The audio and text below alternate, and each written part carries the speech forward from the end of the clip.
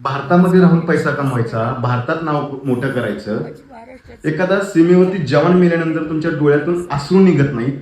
आज तुमचा मुलगा कुवेतमध्ये अडकला तर तुम्ही मोदींना विनंती करता की माझ्या मुलाला सुखरूप घरी आणा. यांना विनंती आहे.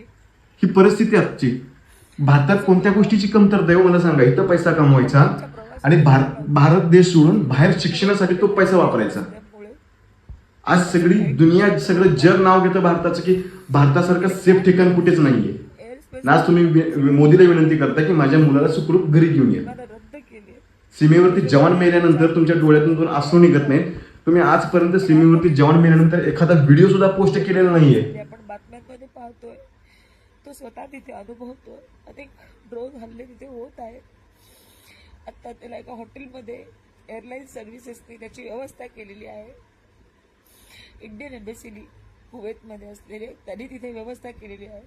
परंतु आता त्यांना भारतात परत आणण्याची व्यवस्था करावी.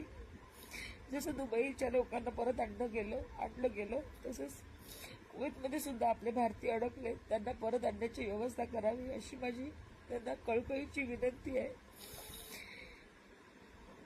अनेक भारतीय, अनेक पोरांच्या आया, अनेक कुटुंब त्यांची इथे आपल्या मायदेशी वाट बघत आहेत. तर लवकरात लवकर त्यांना सुद्धा आणण्याची व्यवस्था करावी. आमच्या मुलांची काळजी घ्यावी एवढीच विनंती सरकारला आणि आपल्या भारताच्या पंतप्रधानांना यांना मी करत आहे. कृपया लवकरात लवकर मार्ग काढावा.